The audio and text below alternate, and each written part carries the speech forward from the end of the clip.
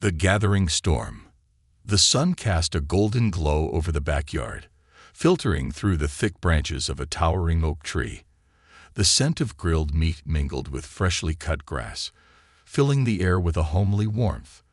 Laughter and chatter echoed across the yard as children played tag, dodging between tables draped in bright, checkered cloths.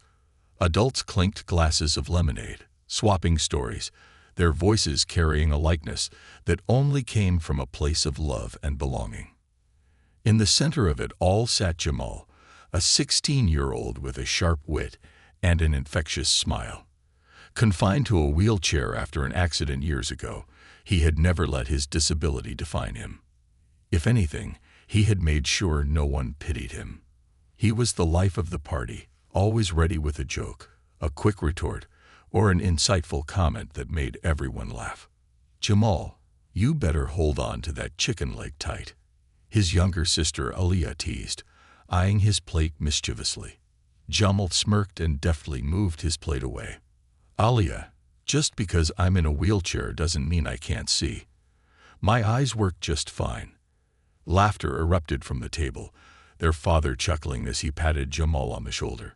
"Boys got reflexes sharper than your mama's kitchen knife."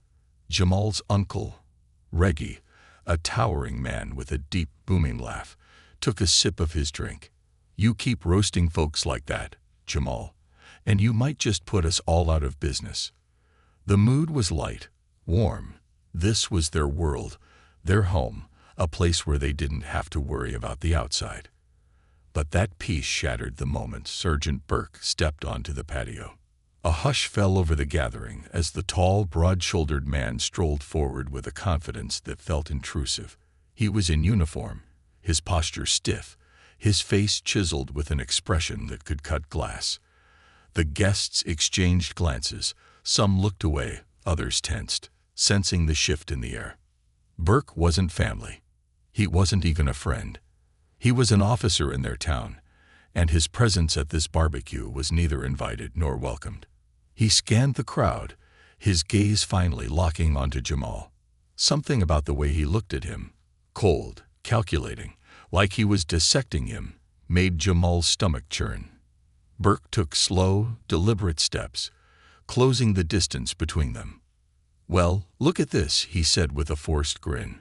The young man in the wheelchair still manages to take up space at the table. The laughter died down. Conversation stopped. People shifted uncomfortably in their seats. Jamal, unfazed, met his gaze. "Same appetite as you, Sergeant. Maybe even bigger." Burke's smile didn't reach his eyes. "Feisty, aren't you?" His voice dripped with something Jamal couldn't quite place. Mockery. Threat. His uncle Reggie, sensing the tension, stepped forward slightly, but Jamal raised a hand, signaling him to stop. He knew this wasn't just about him. It was about how he chose to respond. Burke's eyes flickered to Reggie before returning to Jamal.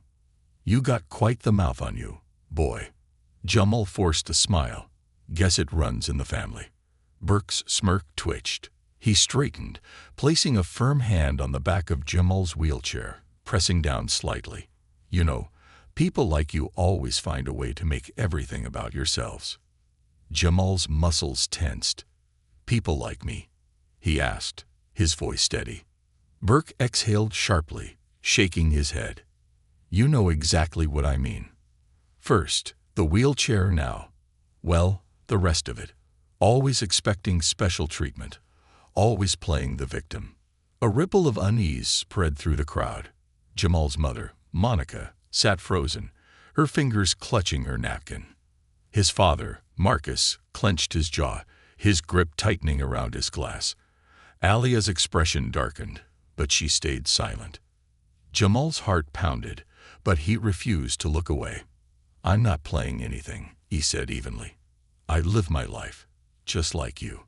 Burke let out a dry chuckle. "No, it's not quite the same, is it? You'll never be like everyone else. You can talk all big, but you'll always be limited." A thick silence followed, heavier than before. Jamal's mother rose slightly from her seat, but before she could speak, Jamal did. "The only thing limiting me he said, his voice even but edged with steel, is that I'm sitting and you're standing. And trust me, that can change real quick. Gasps rippled through the crowd. Burke's smirk faded, his eyes narrowing. For a brief second, his mask of arrogance slipped, revealing something darker. Jamal's father stepped forward. "I think that's enough," he said firmly. Burke ignored him. He leaned in, his voice quieter now, but even more cutting. "You think you're tough, kid. Think you can stare me down. Let's see how long you last." And with that, he stepped back, but the damage had been done. The warm, joyful gathering had turned ice cold. Conversations didn't resume. Laughter had vanished. Jamal exhaled slowly, feeling the weight of every stare. His mother reached for his hand, squeezing it tight. His father remained stiff, his eyes locked onto Burke's retreating form. "This isn't over," Burke murmured just loud enough for Jamal to hear. And Jamal knew this was only the beginning. Fire beneath the ashes. The warmth of the family gathering had been stripped away, leaving behind a hollow silence. The once joyful chatter had faded, replaced with stiff glances and uneasy whispers. Plates that had been piled high with food sat untouched. Even the children, who had been running around just moments before, had picked up on the tension and fallen quiet. Jamal remained still in his wheelchair, watching as Sergeant Burke took slow, deliberate steps back toward the patio, his presence an unwanted stain on an otherwise perfect day. The officer lingered near the grill, where Uncle Reddy had been flipping burgers, his smirk still plastered across his face, as if he had just told a joke that everyone had yet to laugh at. Jamal's father, Marcus, took a measured breath and turned to his son. His voice was low but firm. "You all right, son?" Jamal nodded, but his hands were still clenched tightly on the wheels of his chair. He could feel his own pulse in his fingertips, the slow thudding of his heart against his ribs. He had faced plenty of adversity before: ignorant stares, backhanded comments, even outright discrimination. But this was different. This wasn't just some strangers spewing nonsense. This was a man in uniform, a man who enjoyed making others feel small. And that was what made Burke truly dangerous. His mother, Monica, stepped closer, eyes filled with concern. "I don't like this," she murmured to Marcus, gripping his arm. "That man came here looking for trouble." Marcus's jaw tightened. "I know."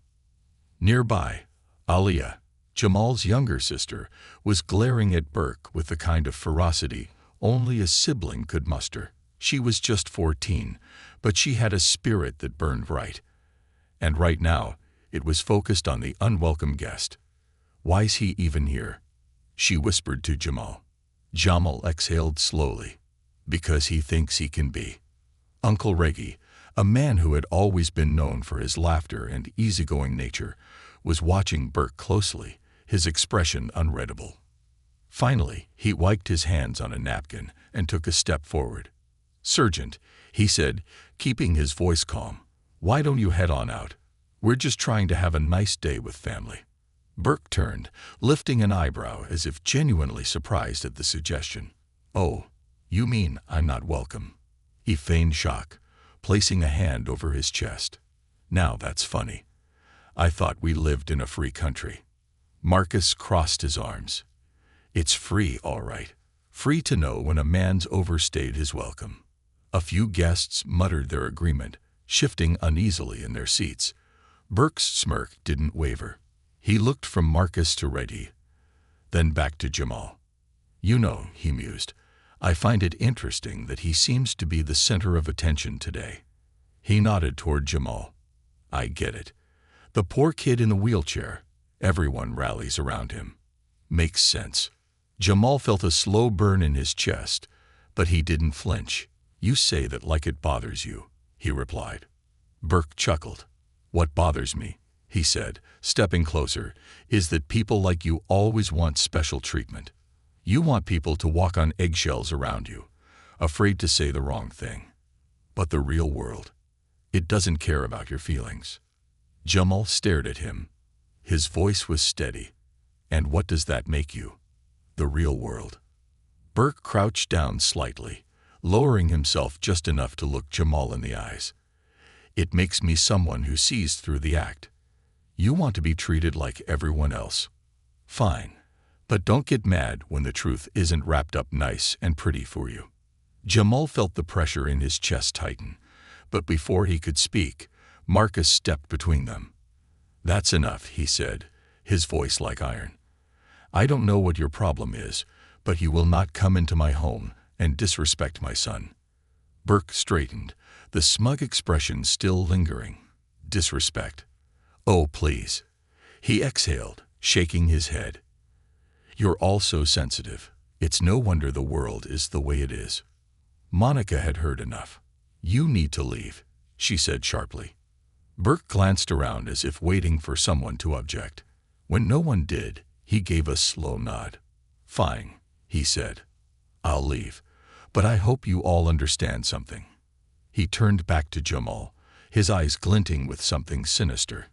People like me, we don't forget. Jamal didn't blink. Neither do I. Burke chuckled. We'll see. With that, he turned on his heel and strolled toward the front gate. The tension in the yard remained thick, but as soon as Burke disappeared around the corner, a collective breath was released. Reggie exhaled, rubbing a hand over his face. That man, he muttered, is dangerous. Marcus nodded grimly. Yeah, and I don't think this is over. Monica placed a hand on Jamal's shoulder. Baby, are you okay? Jamal nodded, but he couldn't shake the feeling that something was coming. Something bigger than just an uncomfortable conversation at a barbecue. Something that would test him. That night, the family gathering had dispersed not long after Burke left, the mood too tainted to continue celebrating. Plates were cleared, chairs were stacked, and conversations became hushed as people exchanged worried glances. Jamal sat in his bedroom later that evening, staring at the ceiling. His mind replayed the moment Burke grabbed the back of his wheelchair, the way his fingers dug in, as if to remind Jamal that he was in control. His phone buzzed on the nightstand. He grabbed it and saw a text from Alia. AAL. Waish. That man was crazy. You think he's really gone? Jamal hesitated before replying. JMAL. I don't know, but I don't think we've seen the last of him.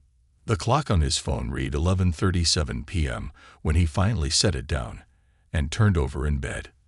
Then, just as his eyes began to close, he heard something outside. A car engine. Slow. Idling. Jamal froze. His heart pounded in his chest. He sat up and moved toward the window. Outside, parked just down the street, was a black police cruiser. The headlights were off. The engine hummed, low and steady, and even though he couldn't see clearly, he had no doubt who was inside. Sergeant Burke hadn't left. He was watching. And waiting. The shadow at the door. 11:37 p.m. The watcher in the dark. Jamal sat frozen, staring out the window at the police cruiser parked just down the street. The dark shape of the car was barely visible under the streetlight, but the faint glow of the dashboard inside made it clear that someone was still in there. He knew who it was. Sergeant Burke. His stomach tightened. His fingers gripped the windowsill as he tried to steady his breathing. He wasn't scared. No, but he knew what this meant. Burke wasn't done with him. Jamal reached for his phone and hesitated. What was he supposed to do? Call the cops? Burke was the cops. Even if they sent someone else, who would they believe? A black teenager in a wheelchair or a decorated officer? His heart pounded against his ribs, but he forced himself to think. If Burke was sitting out there, he wasn't just watching. He wanted Jamal to know he was watching. This wasn't just intimidation. This was a message. But Jamal had never been one to back down. He grabbed his phone, opened the camera app, and took a picture of the car, making sure to capture the license plate. If Burke wanted to play games, Jamal was going to make sure he had evidence. For a moment, the car sat still. Then, as if sensing the attention, the engine revved slightly, and the headlights flicked on, flooding the street in harsh white light. Jamal didn't move. He just stared back. The car didn't drive off immediately. It sat there, headlights burning through the darkness, illuminating his house like a silent threat. Then, after what felt like forever, the tires screeched, and the cruiser peeled off down the road, disappearing into the night. Jamal let out a breath he hadn't realized he was holding. He sat there, staring at the empty street long after the car had gone. Burke wasn't finished, and neither was he. The next morning, a warning unspoken, Jamal barely slept. When he finally drifted off, his dreams were restless, flashes of bright headlights, the sound of tires on pavement, the feeling of a hand pressing down on the back of his wheelchair. He woke up angry. By the time he rolled into the kitchen, his mother, Monica, was already at the stove making breakfast. The scent of eggs and bacon filled the air, but Jamal had no appetite. She turned when she saw him, her eyes scanning his face. "You okay, hey?" Jamal hesitated, then shook his head. Burke was outside last night. Monica's spatula clattered against the pan. "What?" Jamal took out his phone and showed her the picture. He sat there for a while, watching, waiting. Then he left. Monica stared at the image, her hands tightening into fists. "I knew it," she whispered. "I knew that man wasn't just gonna walk away." Jamal's father, Marcus, walked into the kitchen just in time to hear her. "What's going on?" Monica handed him the phone. Marcus frowned as he studied the picture. His jaw tightened. "He's trying to send a message. We need to tell someone," Monica said, voice sharp with worry. Marcus sighed heavily. "Tell who?" "He's a cop. Even if we file a complaint, he's got friends who'll cover for him. You think they're gonna take our word over his?" Jamal rolled closer. "Then we don't go through the cops. We go to the community." Marcus raised an eyebrow. "Community?" Jamal nodded. "Burke thinks he can scare us into silence. But what happens if we put his face out there?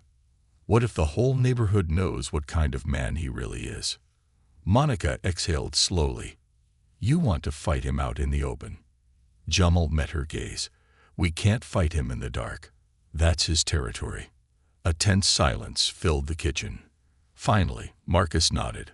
"All right," he said, "but we do this carefully. No reckless moves. We make sure everyone sees what's happening." Jamal felt the fire in his chest grow. This wasn't just about him anymore. It was about all of them. That afternoon, the power of truth. By noon, the plan was in motion. Jamal, with the help of Aliyah and some of their cousins, posted the photo of Burke's car all over social media. "This man came to our home, disrespected our family, then parked outside our house in the middle of the night. He wears a badge, but that doesn't make him a good man. We see you, Burke. And now everyone else will too." The reaction was instant. Comments poured in. "Not surprised. He's been doing this for years. That dude used to harass my uncle all the time. Y'all be careful. The system protects its own. This needs to go viral. People need to know." By late afternoon, the post had been shared thousands of times. People in the neighborhood, people who had their own stories about Burke, started speaking up. Then, Jamal got a text message from a number he didn't recognize. "Unno when in the UMBR. Delete the post." Jamal's heart skipped a beat. He texted back, "JMAL. Who is this?" 3 dots appeared, then disappeared, then appeared again. "Unno when number. You know who it is." Jamal stared at the screen. "Burke." A moment later, another text came through. "Unno when UMBR. Take it down, or I'll make you." Jamal's hands clenched around the phone. His chest burned with frustration, with anger, but more than that, with resolve. He took a slow breath, then typed out his response. "JAMAL. Nah, you don't scare me." He hit send. For a long moment, there was nothing. Then, just before he locked his phone, one final message appeared. "Unno when number. You will be." That evening, a line crossed. Jamal sat in the living room, scrolling through the growing comments under his post, when Alia ran in from the front porch. "Jamal," she gasped, breathless, "you need to see this." He wheeled toward the door, and as soon as he reached the front porch, he felt his stomach drop. Spray painted across the driveway, in thick, dripping red letters, were 4 words. "Know your place, boy." Monica let out a sharp gasp, her hands flying to her mouth. Marcus stormed down the steps, fists clenched. Jamal stared at the message, his skin crawling. Burke had escalated, and he wasn't hiding it anymore. Alia looked between Jamal and their parents, anger flashing in her eyes. "We have to do something." Marcus turned to Jamal. "What do you want to do?" Jamal's heart pounded, but his mind was clear. He turned his wheelchair toward the house, eyes blazing. "We fight," he said. "We make sure everyone sees this." He pulled out his phone, snapped a picture, and posted it. "This is what happens when you stand up. But I'm not backing down. He wants to silence me. Then let's make some noise." Within minutes, the post went viral. Burke wanted Jamal to be afraid, but all he had done was prove that Jamal was right. And now, the whole world was watching. The fire that won't die. The red spray-painted words on the driveway glowed under the dim streetlights, the chilling message staring back at them. "Know your place, boy." It wasn't just a threat. It was a declaration of war. Jamal sat in his wheelchair at the top of the porch, staring at the words without blinking. His heart pounded in his chest, but his hands were steady. This wasn't fear. This was rage. His mother, Monica, covered her mouth, horrified. His father, Marcus, stood rigid, his fists clenched. Alia paced back and forth, seething. "We need to call someone," Monica whispered. "Who?" Marcus snapped, his voice tight with anger. "The police. He is the police." A tense silence followed. They all knew Marcus was right. Calling the cops wouldn't bring justice. It would bring Burke's friends. And Burke's friends wouldn't investigate. They'd protect him. Jamal exhaled sharply. He took out his phone, snapped a picture of the graffiti, and uploaded it to social media. This is what happens when you speak up, when you refuse to be silent, when you refuse to be afraid. But let me tell you something, Burke, I'm not afraid. And I'm not backing down. The post exploded within minutes. Hundreds of shares, then thousands. The comments came flooding in. "This is disgusting. Whoever did this needs to be held accountable. We see you, Burke, and now the whole country will too. Enough is enough. It's time to fight back."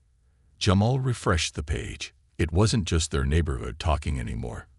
People from all over the city, all over the country, were watching.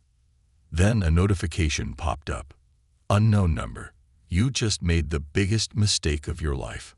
Jamal smirked and typed back, "Jamal, no, you did." The neighborhood stands up. The next morning, their front yard was packed with people. Word had spread fast. Neighbors, friends, activists, all of them had come to show support. Some carried signs. Some held cameras. Others simply stood in silent solidarity. Aunt Tasha, one of the most respected women in the community, walked up to Monica and Marcus. "This ain't just about Jamal no more," she said. "This is about all of us." A murmur of agreement rippled through the crowd. Burke thought he could intimidate them. He was wrong. Jamal wheeled himself up to the porch railing and looked out at the crowd. "Thank you," he said, his voice carrying. "Thank you for showing up. Thank you for standing with me. But let's be clear, this isn't just about me." A hush fell. Every eye was locked on him. "This is about power," Jamal continued. "The kind of power that people like Burke think they own. The kind of power that lets men like him walk into a family's home and think they can humiliate whoever they want. The kind of power that lets him believe that if he bullies a kid in a wheelchair, no one will say anything." He scanned the crowd, meeting their eyes. But they miscalculated. Because we're here. And we're not afraid. The crowd erupted in cheers. Marcus put a hand on his son's shoulder, pride shining in his eyes. Monica wiped away tears. Alia lifted her phone, recording every second. The world needed to see this. Burke makes his move. But Burke wasn't done. That night, Jamal was in his room, reading through messages of support, when his phone buzzed again. Unknown number. Step outside. Let's talk. Jamal's blood ran cold. He wheeled himself to the window and froze. Burke was standing in their front yard, alone, hands in his pockets, staring right at the house. Jamal's fingers tightened around the windowsill. Alia's voice came from the doorway. Jamal. He turned to see her standing there, pale, gripping her phone. I called Dad, she whispered. Jamal exhaled. Good. But before Marcus could even come outside, Burke took a step forward and smiled. Jamal narrowed his eyes. What is he doing? Then Burke reached into his pocket. Jamal tensed. His heartbeat pounded in his ears. Was this it? Was this where Burke finally made his move? But instead of a weapon, Burke pulled out his phone and lifted it. A camera flash lit up the yard. Jamal's stomach twisted. Burke had just taken a picture of their house. Then, still smirking, Burke turned and walked away. The message was clear. This wasn't over. It was just beginning. The war goes public. The next morning, the news had picked up the story. Jamal's viral post, the graffiti, the gathering outside his house. It had all caught national attention. Local reporters stood outside their house, cameras rolling. Marcus and Monica were being interviewed. The neighborhood was buzzing. Burke had tried to silence them. Instead, he had amplified them. That afternoon, the police department made a statement. They called the allegations against Burke serious and claimed they were launching an internal investigation. Jamal almost laughed when he saw it. They weren't investigating Burke. They were just trying to shut this down before it got bigger. Too late. Burke's name was everywhere now. His record was being dragged into the spotlight. Other people, other victims, were coming forward. And that's when Jamal knew. They had won the first battle. But the war wasn't over. Not yet. That night, the breaking point. Jamal lay in bed, staring at the ceiling, knowing Burke wouldn't go down without a fight. His phone vibrated. A text. Unknown number. You think this is over? You think your little stunt means anything? Jamal smirked. Jamal, I think it means you're scared. Burke's response was almost instant. Unknown number. You have no idea what's coming. Jamal's blood ran cold. Then, just as he was about to type back, the power went out. The entire house plunged into darkness. Alia's voice called from the hallway. Jamal. A car engine rumbled outside. Jamal's heart stopped. He wheeled to the window and peered outside. A black car was parked right in front of their house. The driver's door opened, and Burke stepped out. This was it. Burke wasn't just watching anymore. He was coming. The house was completely dark. The hum of the refrigerator had stopped. The streetlights outside flickered, then went out. The power was gone. And Burke was standing outside. Jamal's fingers clenched around the wheels of his chair as he strained to see through the dim moonlight. The outline of Burke's broad-shouldered silhouette was perfectly still near the curb. A car door was left ajar, the interior light casting an eerie glow over the pavement. He wasn't just watching anymore. He was coming. Alia's voice, sharp with fear, cut through the dark. Jamal, what's happening? Jamal turned toward the doorway. She was standing there, clutching her phone, her eyes wide in the faint light from the window. The power's out, Jamal murmured, voice low. And Burke is outside. Alia's breath hitched. She rushed to the window and peeked through the blinds. No way. He wouldn't actually. She stopped mid-sentence. Jamal didn't need to ask what she saw. Then, from outside, Burke's voice rang through the quiet street. You really think you won, boy? A chill ran down Jamal's spine. Burke took a slow step forward, his boots crunching on the pavement. You think some tweets and news cameras change anything? You think you're gonna ruin me? Alia swallowed hard. Jamal, we have to do something. Jamal didn't move. He didn't blink. He kept his eyes locked on Burke. We already did. Burke chuckled. A slow, humorless laugh. Cute, he said. Real cute. Another step forward. Then another. A metallic clink echoed in the air, something heavy in his hand. The front porch creaked as Marcus stormed out of his bedroom, his phone in one hand, his other clenched into a tight fist. What the hell is this? Marcus barked, flipping on a flashlight. The beam cut through the dark, landing directly on Burke's chest. Burke didn't flinch. His face was a mask of amusement. I was just out for a little drive, he said. Thought I'd check in on you folks.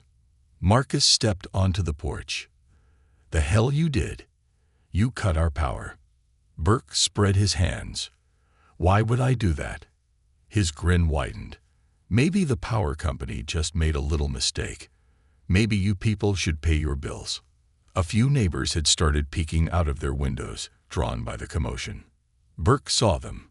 He wanted them to see. He wanted to make it clear. Not even the attention of the public could stop him. But Jamal wasn't having it. He wheeled himself forward, pushing onto the porch beside his father. His voice was calm but laced with iron. I took your picture, Burke. And now, so has the whole damn world. Burke's expression flickered. For a split second, something passed over his face, something ugly. But he recovered fast. I don't give a damn about your pictures, Burke sneered. You think Twitter's gonna save you. You think a bunch of people with hashtags are gonna stop me. Jamal didn't blink. No, he said. But they'll see you. Burke's grin dropped. Jamal pushed forward. See, that's the thing about cockroaches. They only survive in the dark. The moment the light hits them. He cocked his head. They start running. A silence settled over the street. Burke's fingers tightened around whatever was in his hand. He wanted to lunge. Jamal could see it in his face. The rage, the frustration, the humiliation. Burke had come here to remind them of his power. Instead, he was realizing he didn't have any.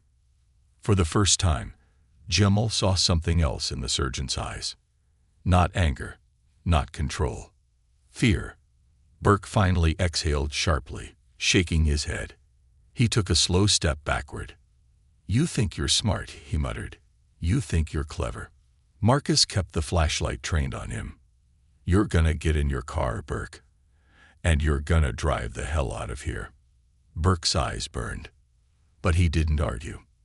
Because now, more porch lights were turning on. More neighbors were stepping outside. Burke was realizing that he wasn't just facing Marcus and Jamal anymore. He was facing all of them. For the first time, he was outnumbered. He turned toward his car and spat onto the ground. Then, without another word, he climbed into his seat. The engine roared to life. But before he pulled away, he lowered his window just enough for one last message. This isn't over, he said.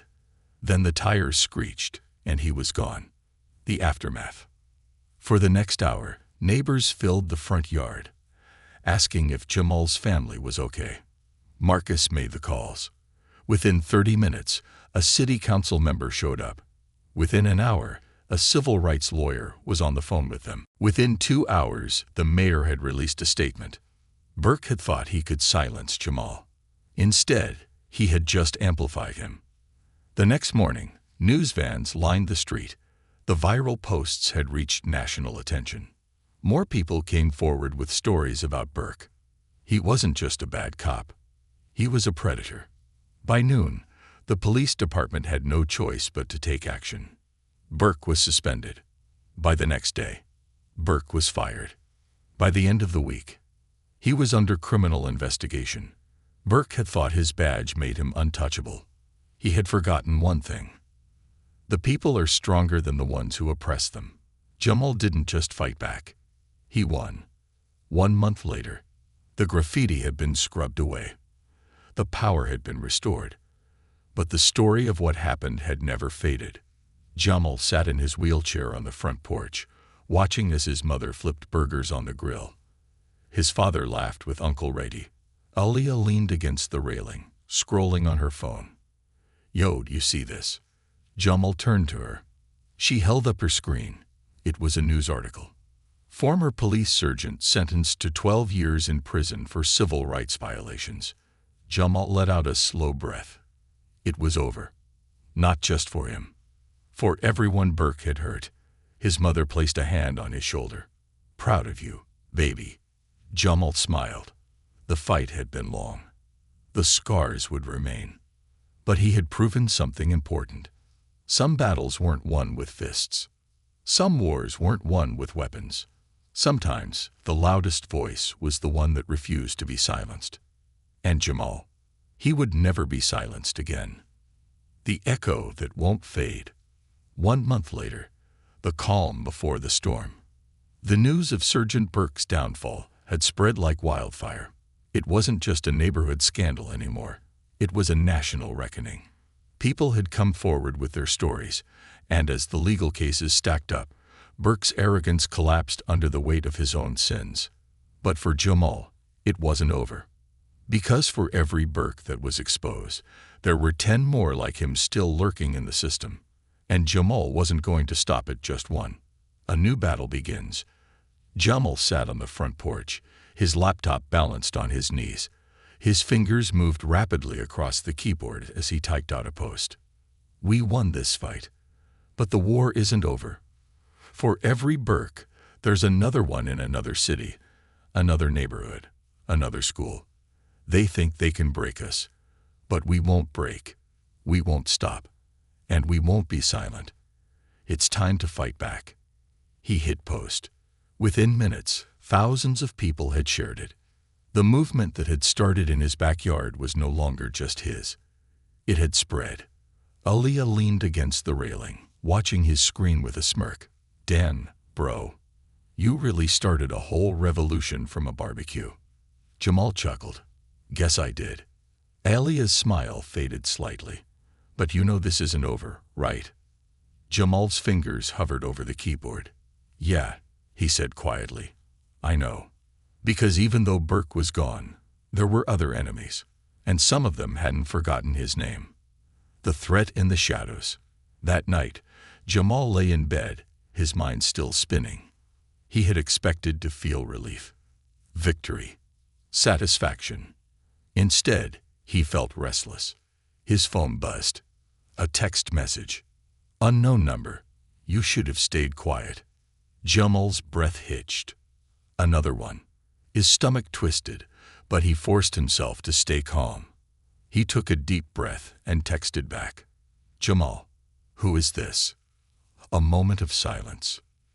Then, "Unknown number. You know exactly who we are." A chill ran down Jamal's spine. Then another message. "Unknown number. You thought Burke was bad. We're worse." Jamal's fingers hovered over the screen. He glanced at the window, half expecting to see another car parked outside. But this wasn't Burke. This was bigger. He didn't text back. Instead, he took a screenshot and sent it to Aliyah. "Jamal, we got a new problem." Aliyah's response was instant. "Aliyah, come downstairs. Now." The gathering of warriors. Jamal wheeled himself into the living room, where Aliyah, Marcus, Monica, and Uncle Reggie were already gathered. Aliyah held up her phone. "You're not the only one getting messages." She turned her screen to show them. Another number. Another threat. "Stay out of this, girl, or you'll regret it." Monica's face paled. Marcus's fists clenched. "This is bigger than Burke," Jamal murmured. Marcus exhaled sharply. "Damn right it is." Reggie leaned against the wall, arms crossed. Burke was just a piece of the puzzle. There's a whole system behind him. You called them out, kid. He gave Jamal a proud but serious look. "And now they're pissed." Jamal nodded. "Good. Marcus turned to him. This isn't just social media anymore, son. This is real. These people, they don't play fair. Jamal met his father's gaze. Neither do I. Marcus exhaled. So what's the plan? Jamal turned back to his laptop. We do what we do best. He pulled up a list of names. People in positions of power, officers with complaints buried under paperwork, names that had never seen the light of day. We exposed them. All of them. Alia's eyes widened. You're talking full-scale takedown. Jamal nodded. If they think we're just gonna be afraid, they don't know us. Reggie grinned. Damn boy. I like your style. Marcus placed a hand on Jamal's shoulder. You sure you want to do this? Jamal didn't hesitate. We've come too far to stop now. Monica sighed but nodded. Then we do it together. Because this wasn't just Jamal's fight anymore. This was war. The first strike. By morning, #JusticeForJamal was trending again. But this time, it wasn't just about Burke. It was about everyone like him. Jamal and Alia had dug deep. They had found records, body cam footage, and witness accounts that had been buried for years. And they posted it all. Corrupt officers, brutalized victims, internal affairs reports that had been swept under the rug. And as expected, the system fought back. Within hours, their accounts were flagged. Posts were deleted. Warnings were issued. But it was too late. The world had already seen it. And the world wasn't letting it go. The counterattack. Later that day, Marcus got a phone call. His face darkened as he listened. When he hung up, he turned to Jamal. That was my friend at City Hall. Jamal raised an eyebrow. And Marcus hesitated. Then, they're coming after us. A heavy silence fell over the room. Monica swallowed. What do you mean? Marcus exhaled sharply. They're digging into our family. Trying to find anything to discredit us. Trying to paint us as troublemakers, criminals, whatever they can spin. Jamal let out a slow breath. So they're scared. Reggie smirked. And scared men do stupid things. Alia sat forward. So what do we do? Jamal's eyes burned with determination. We make them regret it. He turned back to his laptop. They want war. He cracked his knuckles. Then let's give them one. The fire spreads. Over the next week, the movement grew unstoppable. More people spoke up. More victims shared their stories. More officers were put under investigation. The media had no choice but to cover it. And then, the FBI stepped in. They announced a federal probe into the police department, citing credible allegations of systemic misconduct. Burke had been the beginning. But this was the reckoning. The final blow. One night, as Jamal was scrolling through updates, his phone buzzed again. Unknown number. You should have stopped. Jamal smirked. Jamal, you should have never started. The next morning, a breaking news alert flashed across the screen. Multiple officers indicted in civil rights investigation. Jamal stared at the headline, and for the first time since this all started, he breathed. Because they hadn't just won a fight. They had changed everything. Epilogue. The future won't be silent. Months later, Jamal sat in the backyard, the same place where this battle had begun. But now, he wasn't just a kid in a wheelchair. He was a leader. People listened when he spoke, because he had proven that one voice, one person who refused to be silenced, could start a movement. Marcus patted his shoulder. Proud of you, son. Jamal looked out at the world, the future stretching before him. This wasn't the end. This was just the beginning. The fire that won't go out. 6 months later, the legacy of a fight. The world had changed. Or maybe Jamal had changed the world. Burke had been taken down. His name had become a stain on history, a reminder that power unchecked could and would fall. But Jamal knew from the beginning that this fight had never been about just one man. The system had tried to silence him. The threats had tried to scare him. The weight of it all had tried to break him. But he was still here. And he wasn't done. A movement that won't die. Jamal scrolled through the latest headlines on his phone. FBI announces sweeping police reform initiative following public outcry. Youth activists ignite change across the country. The boy who wouldn't be silent. Jamal's story becomes a national call to action. Aliyah plopped onto the couch beside him, looking over his shoulder. "Damn," she muttered. "You're still trending." Jamal smirked. "Guess people like a good underdog story." Aliyah rolled her eyes. "Underdog? Please.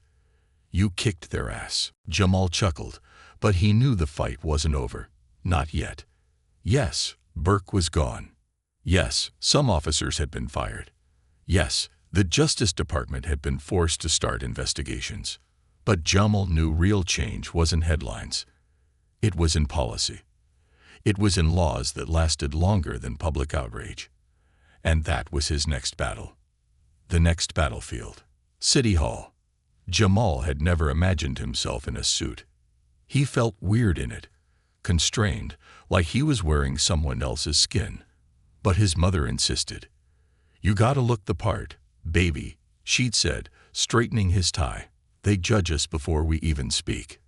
She wasn't wrong. The room was packed when he arrived at City Hall. Reporters lined the back wall, cameras rolling.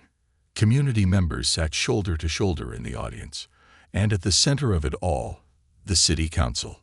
Jamal wheeled himself to the microphone. He adjusted it slightly, looking out at the faces in the crowd. Then he spoke. "I was told to stay in my place," he began. That place was supposed to be silent. That place was supposed to be small. A hush fell over the room. "I was told that a boy in a wheelchair couldn't make a difference, that a black kid from this neighborhood couldn't change anything." His gaze swept over the council members. "Well, I guess you were wrong." The audience erupted into applause. The city council members shifted uncomfortably in their seats. Jamal continued.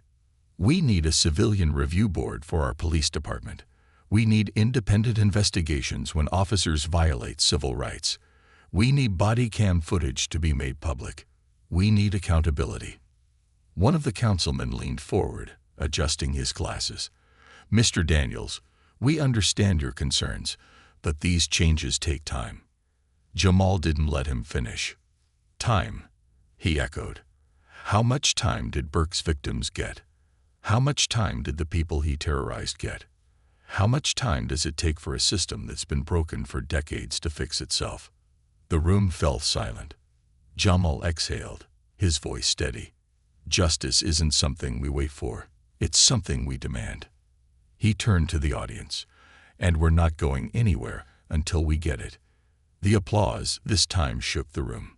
The resistance strikes back. But power doesn't fall without a fight. Days after Jamal's speech, threats returned.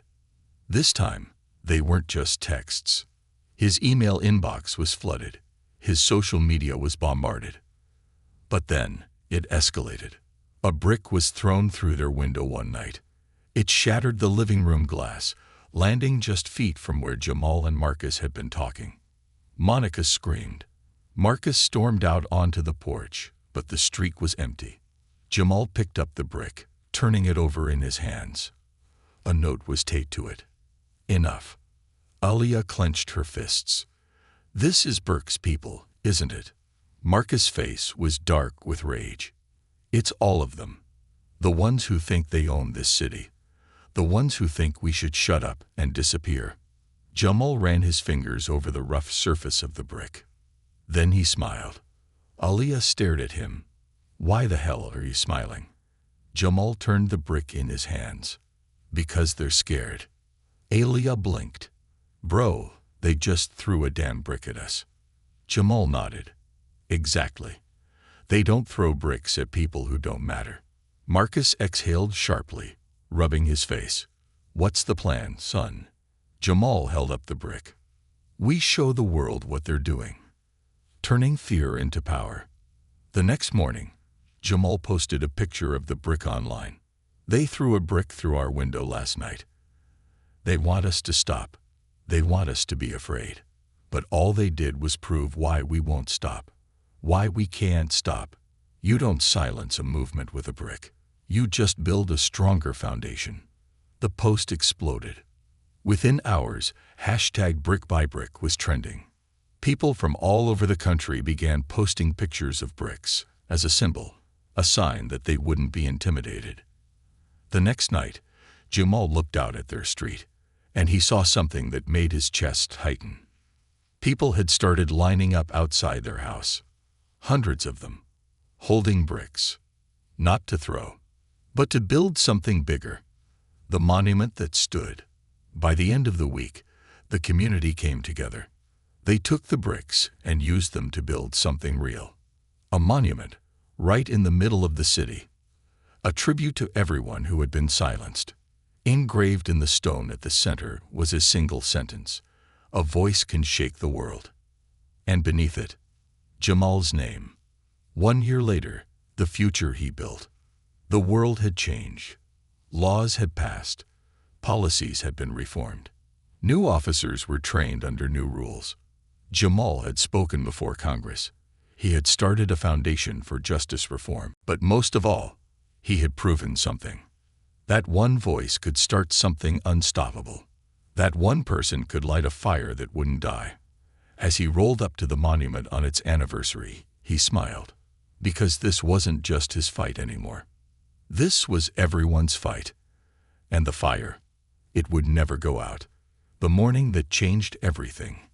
1 year after Burke's downfall, Jamal sat in his wheelchair in front of the monument that bore his name. The sky was clear, the sun bright, but the weight of the past year settled heavy on his chest. Aliyah sat next to him on the bench, scrolling through her phone. "Man, people are still talking about this," she muttered, tilting the screen toward him. The headlines flashed across his eyes. 1 year later, the movement that refused to be silenced. From a backyard barbecue to a national revolution. Jamal Daniels' fight for justice. They tried to break him, but he built something stronger.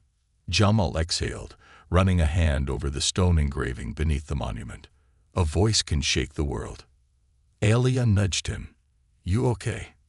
He nodded, but his mind was elsewhere. This wasn't over. It would never be over.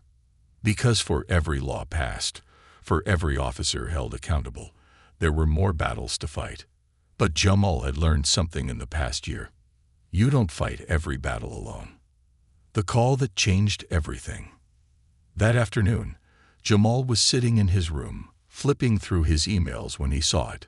Subject: Congressional invitation. His breath hitched. He clicked the email. "Dear Mr. Daniels, we are honored to invite you to Washington, D.C. to testify before the Senate Committee on Civil Rights and Police Reform.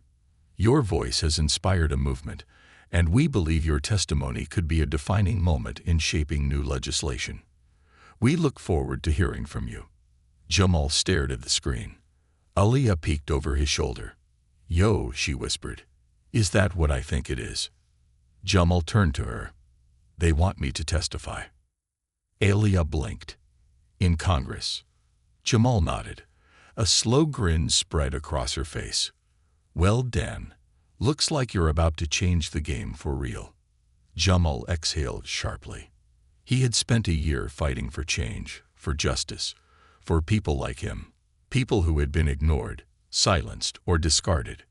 And now, the people in power, the ones who had refused to listen before, had no choice but to hear him. For the first time since this fight started, Jamal wasn't just reacting. He was leading. Washington, D.C., the final battle. The Senate chamber was packed. Cameras lined the back wall. Reporters scribbled furiously in their notepads. The air was thick with tension. Jamal sat in the center of it all, his wheelchair positioned before the long wooden desk where senators sat in rows, watching him carefully. Some skeptical, some interested, some waiting for him to fail. He adjusted the microphone, cleared his throat, and then he spoke. I was 16 when I first realized how dangerous silence could be, he began, his voice steady. I was sitting in my own backyard, at my own family's barbecue, when a man with a badge tried to humiliate me. He thought I would stay quiet. He let his words linger. But I didn't. The room was silent. I fought back, he continued, not with fists, not with violence, but with my voice. And that voice asserted something bigger than me. He looked directly at the senators before him. I'm here today because people like me don't usually get a seat at this table, he said, because people in power usually only listen when we burn something down. Murmurs rippled through the room. I'm not here to ask for favors. I'm not here for sympathy. His voice grew stronger. I'm here because I refuse to believe that justice should be a privilege instead of a right. More murmurs. Some senators shifted uncomfortably. But Jamal wasn't done. You can ignore me. You can dismiss me. But you can't erase me. Because I'm not just one person. I'm part of something bigger. A movement. A revolution. He leaned forward. And we're not stopping. The chamber erupted into applause. Some senators clapped. Some didn't. Jamal didn't care. Because the world was watching. And he had won. 1 year later, the legacy lives on. The fight wasn't over. But things had changed. New policies had been put in place. A national police reform bill was in motion. Community oversight boards were being created across the country. And Jamal, he was still fighting. But now, he wasn't just a teenager in a wheelchair. He was a leader. A symbol. A voice that could never be silenced. One night, as he sat on his porch, staring at the monument with his name on it, Elia plopped down beside him. You ever think about stopping? She asked. Jamal smirked. Nah. Elia grinned. Good. She nudged him. You started something, bro. You don't get to stop now. Jamal exhaled, watching the stars. No, he murmured. I don't. Because the fight would never be over. And neither would he. Final words. Some battles aren't fought with weapons. Some wars aren't won with violence. Sometimes, the strongest thing you can do is refuse to be silent. They tried to break me. But I built something stronger. This is just the beginning.